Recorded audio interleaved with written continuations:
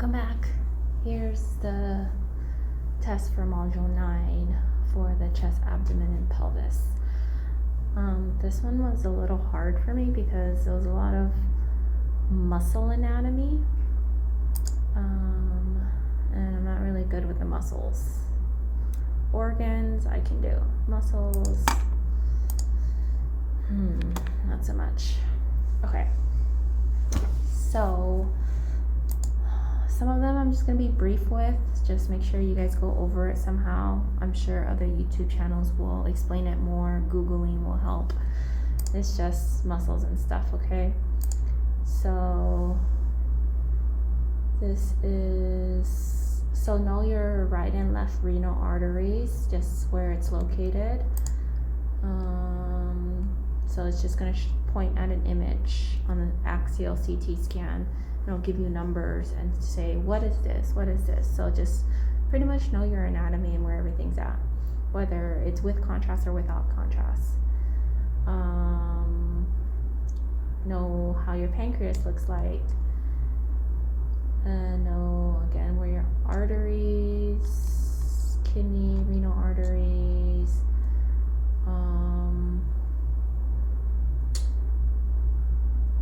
azygos vein, hemiazygos vein, which we talked about in another video. They give options of the aorta, the thoracic inlet, thoracic outlet. So just know where those anatomy and stuff's at in the body, in the scan. Next question, the diaphragm's movement depends on which of the following nerves? Vagus, splenic, I don't know what that is, so X that. Median, or the fourth choice is phrenic. I went with phrenic because that just sounds familiar. I don't really know it. I don't know nerves, muscles. The arrows of this psoas muscles, so your psoas major muscles, psoas minor muscles. Remember, your psoas muscles go to your iliac psoas. It connects, that controls your thigh muscles or something rather. But your psoas muscles, it runs down like your back where your kidneys are at. Celiac axis. So again, know your cross-sectional anatomy, know where your celiac axis is. It comes off of the aorta and it branches to 3, remember?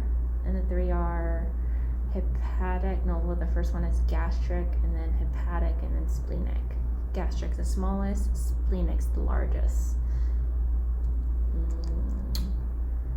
Repetitive learning is what gets you to remember things. Repeat, explain, teach, all those things helps you learn. So talk to someone about it. I'm talking to my phone camera just so I can share this information with you. And I could be right, I could be wrong, but hopefully it's right. Talking to myself helps me learn.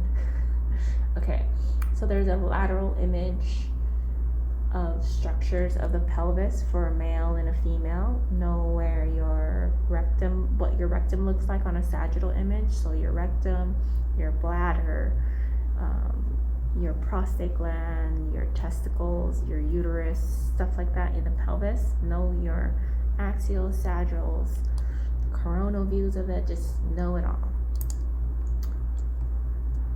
So remember with the guys, the prostate will be in the middle. So if you look at a lateral image, the air pocket would be the rectum, hopefully the one that has contrast in the bladder, that's the bladder, and then in between the bladder and the rectum is the guy's prostate. So just remember air, contrast, it'll help you distinguish the different anatomies. If there's contrast, of course. Celiac artery responds to the level of L1. So know each level of where your anatomy is, your kidneys, what number, it's what the spine correlates to each anatomy, because you need to know it. And it gets confusing, it really does, but for the tests and exams and stuff, they really want you to know which level corresponds to which level. This is also an x-ray, because you need to know where your pelvis, the top of your pelvis, where your kidneys are, where anything, right? Your notch, your sternum, your ribs, they all want to know how it correlates to your spine. So celiac artery corresponds to the level of L1. The next question is the bifurcation of the abdominal aorta. So the aorta comes down as a candy cane and it bifurcates into the iliac arteries. So once it bifurcates, it's asking when it splits, where does that line of split? Remember your carina splits,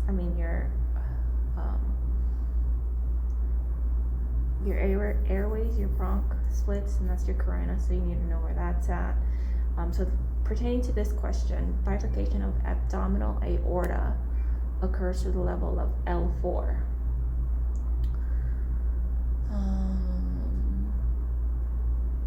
Hopefully this is right.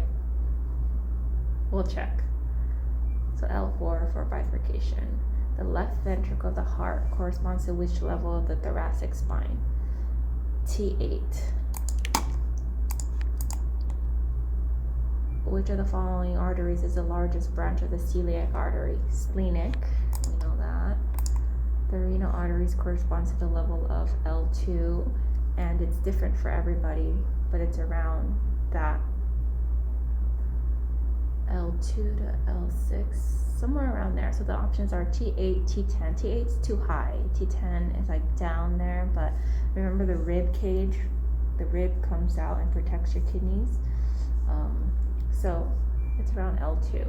And remember that your right kidney is lower than your left kidney because the liver is there. So the liver kind of pushes your kidney down. So the kidneys aren't at the same level. The right one will be lower because the liver is there and it's pushing it down. So the liver and the kidney is pushing the right side down. So the right kidney is lower than the left.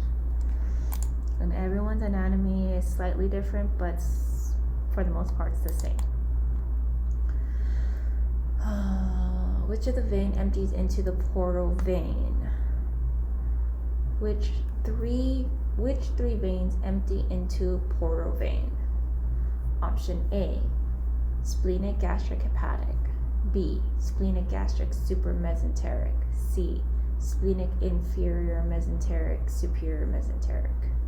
D, gastric inferior mesenteric superior mesenteric. When in doubt, press C. But I think it's splenic inferior mesenteric and superior mesenteric.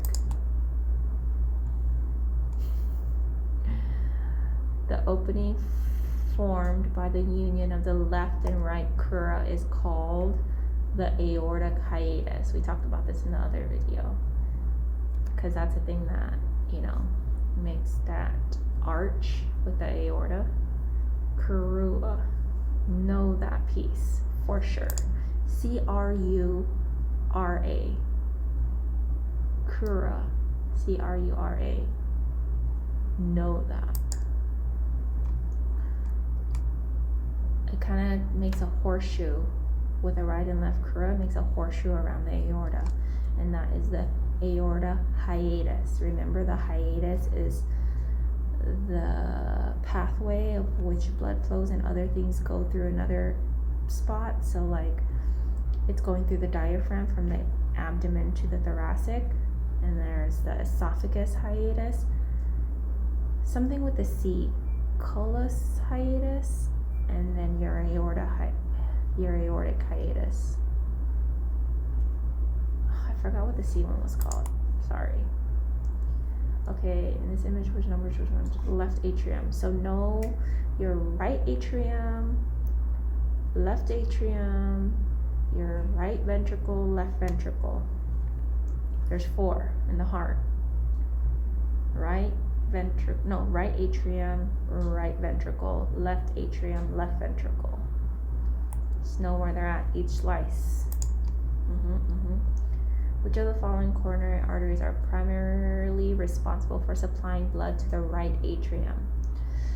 A, left coronary. B, circumflex.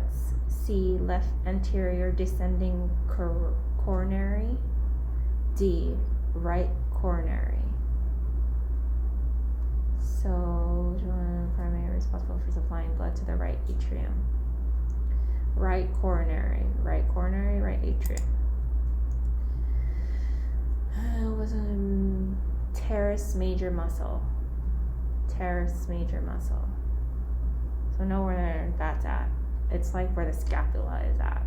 Scapula muscles, your rotator cuff muscles, and all the muscles that relate to your shoulders. Know them.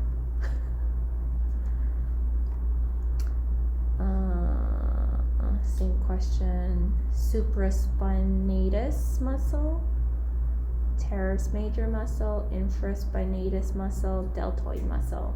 Just know all your muscles. Which of the following arteries is the first branch of the aortic arch? Remember, the aortic arch is a candy cane, and there's 3 branches that come out from the aortic arch. It's asking which one's the first one. It's brachiocephalic artery, which is your innominate artery, and it's on the right side. And it has a left side, which is your left common carotid artery and your subclavian artery. But the answer is brachiocephalic, because that's the first branch, and it's the largest, and it's the most anterior. Which of the following corresponds to the right coronary artery? Right coronary artery, they put RCA, right coronary artery, and it shows an image of the heart, a 3D image of the heart, and the little arteries that's coming alongside of the heart. So know that anatomy, because the carotids, the coronary arteries, what am I trying to say? There's arteries around the heart that you also need to know. So know it. There are branches that's coming down. Next question. Which of the following is not considered part of the middle mediastinum? Mediastinum is your chest, and the middle is the middle. So the middle of your chest. What's part of this? So know all of those. The options here is A, the heart, B, superior vena cava, SVC, C, thoracic aorta, and D, inferior vena cava. So heart is there, superior vena cava, thoracic aorta. Thoracic aorta, I think it comes out. Inferior vena cava and superior vena cava is like right here, your heart. So thoracic aorta, I think it comes out. Which of the following muscles are most closely associated with the thoracic outlet?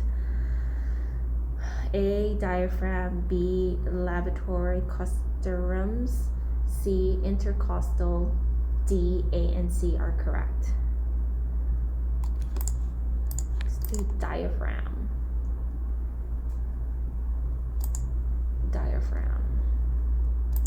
Okay. Diaphragm is the most closely associated with the thoracic outlet. Okay, next one, we're almost done. Which of the following is not considered part of the rotator cuff? Again, know the muscles. I think the teres major is not, and then the subscapularis is, infraspinatus is, supraspinatus is. Next question, the esophagus, which is continuation of the pharynx, begins at the level of C6. So know where everything's at. Your cervical spine, your thoracic, your lumbar. C6 is where the esophagus begins, because it's pharynx, esophagus. Okay, right atrium. Know your heart muscles, your heart, where the locations are.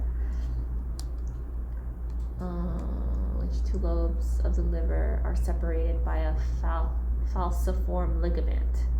Remember, there's 4 parts of your liver. It's asking which ligament is in the liver, which 2 are separated from the falciform ligament, and that's your right and your left. And so the 4 are right, left, quadrate, and caudate,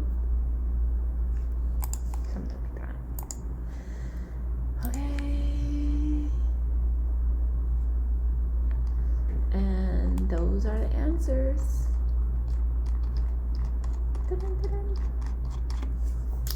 All right, toodles noodles. I need water.